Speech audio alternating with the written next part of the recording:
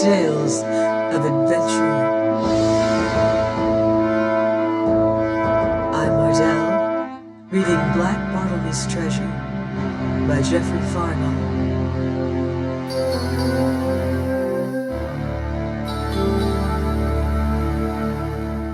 Chapter 29 of My Encounter Beneath Bartlemy's Tree.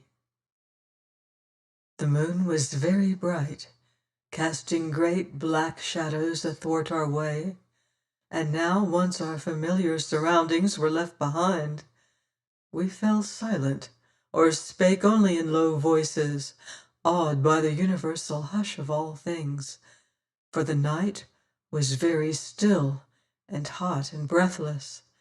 Not a leaf stirred, and no sound to hear save the unceasing roar of the surf.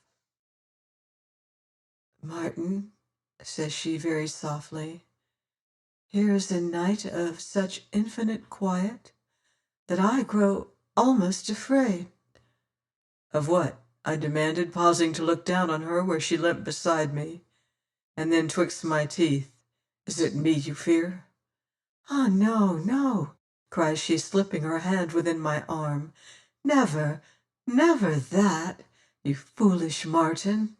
And here she looks at me with such a smile that I must needs glance otherwhere, yet methought her cheeks showed pale in the moonlight.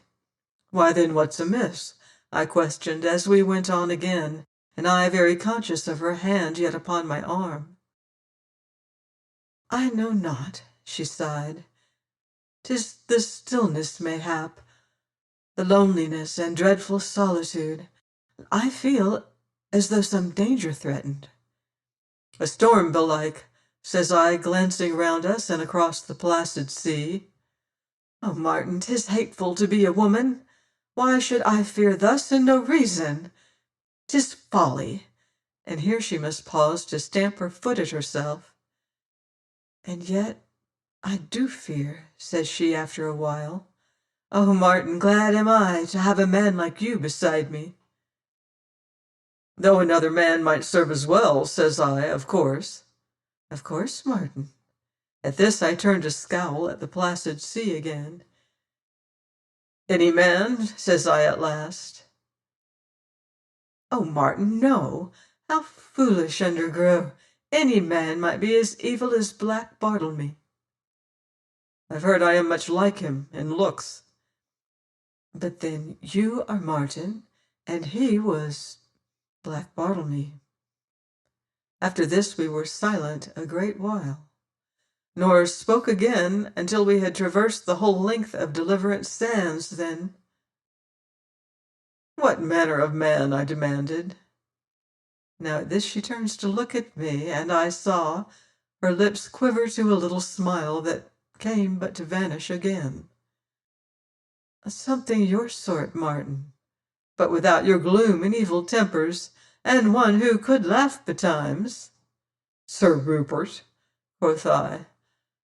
"He was very gay and merry-hearted," says she. "Yet suffered you to be beguiled and cast adrift to your great peril, but stayed to do his share of the fighting, Martin." "Ha!" says I, scowling. "'Tis great pity we may not change places, he and I." "Would you change places with him? Willingly, Martin?" "Aye, I would so." At this she whipped her hand from my arm and turned to frown up at me whilst I scowled sullenly on her. "Why then, Master Conisby," says she, "I would you were anywhere but here. And know this, when you scowl so all sullen-eyed, I know you for the very image of Black Bartlemy." Now as she spake thus, we were standing almost in the very shadow of that tall pimento tree, beneath which Bartlemy had laughed and died. And now from this gloomy shadow came something that whirled by my ear and was gone. But in that moment I had swept my companion behind a rock, and with sword advanced leapt straight for the tree, and there in the half-light came on a fantastic shape, and closed with it in deadly grapple. My rusty sword had snapped short at the first onset, yet twice I smote with the broken blade, while arm locked with arm we writhed and twisted, To and fro we staggered, and so out into the moonlight, and I saw my opponent for an Indian. His long hair was bound by a fillet that bore a feather. A feather cloak was about him. This much I saw as we strove together. Twice he broke my hold, and twice I grappled him, and ever we strove more fiercely, he with his knife, and I with my broken sword, and once I felt the searing pain of a wound. And now as we swayed locked together thus, I saw over his bowed shoulder my lady, where she crouched against a rock to watch us. And knowing myself hurt and my opponent very mighty and strong, great fear seized me. "Run, Joan!" cried I, gasping. "Oh, Damaris, run back!" "Never, Martin, never without you. If you must die, I come with you." Mighty heartened by her voice, I strove desperately to secure the hold I sought. But my antagonist was supple as any eel. Moreover, his skin was greased after the manner of Indian warriors. But in our struggling, we had come nigh to the rock where crouched my lady, and biding my time, I let go my broken sword, and seizing him by a sort of collar he wore, I whirled him backward against the rock, saw his knife fly from his hold at the impact, felt his body relax and grow limp, and then as my grasp loosened, staggered back from a blow of his knee and saw him leap for the lagoon. But I, being greatly minded to make an end of him, and for good reasons, set after him hot-foot, and so came running hard behind him to the reef. Here the way being difficult, I must needs slack my pace, but he, surer-footed, ran fleetly enough, until he was gotten well nigh to the middle of the reef. There for a moment he paused, and looking back on me where I held on in pursuit, I saw his dark face darker for a great splash of blood. Suddenly he raised one hand aloft, shaking it to and fro, and so vanished down the rocks. When I came there, it was to behold him paddling away in a long pirogue. Panting, I stood to watch, yearning for a bow or firelock, until his boat was hardly to be seen amid the moonlit ripples that furrowed the placid waters. Yet still I watched, but feeling a hand touch me, turned to find my lady beside me. "Martin," says she, looking up at me great-eyed. "Oh, Martin, you are wounded. Come, let me cherish your hurts." "Why, Damaris," says I, yet panting with my running, "you said this to me when I fought the big village boy years agone." "Come, Martin, you are bleeding."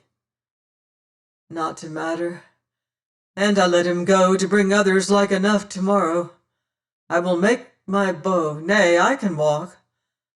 But now indeed sea and rocks grew all blurred and misty on my sight, and twice I must needs rest awhile ere we came on Deliverance sands, and so homewards, a weary journey whereof I remember nothing, save that I fell a grieving that I had suffered this Indian to escape. So we came to the plateau at last, her arm about me and mine upon her shoulders, and angered at my weakness, I strove to go alone, yet reeled in my gait like a drunken man, and so suffered her to get me into our cave as she would. Being upon my bed, she brings the lamp, and kneeling by me would examine my hurt, whether I would or no, and I being weak, off came my shirt, and then I heard her give a little gasping cry. "Is it so bad?" says I, finding my tongue more unready than usual. "Nay, 'tis not your wound, Martin." "Then what?" "Your poor back. All these cruel scars. Oh, Martin!" "Not but the lash. They whipped us well aboard the Esmeralda galleass." And while I was aware of her soft, gentle hands, as she bathed me with water cool from the spring, thereafter she made a compress of moss and leaves, and laying it to my wound, bound it there as well as she might, the which I found very grateful and comforting.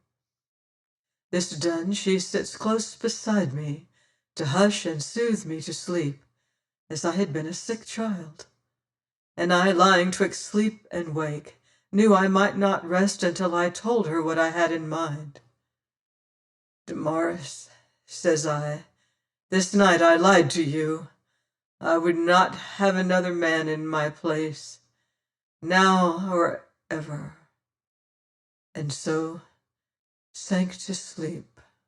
Please join me next week for another exciting chapter of Black Bartlemy's Treasure by Geoffrey Farnall on Thrilling Tales of Adventure.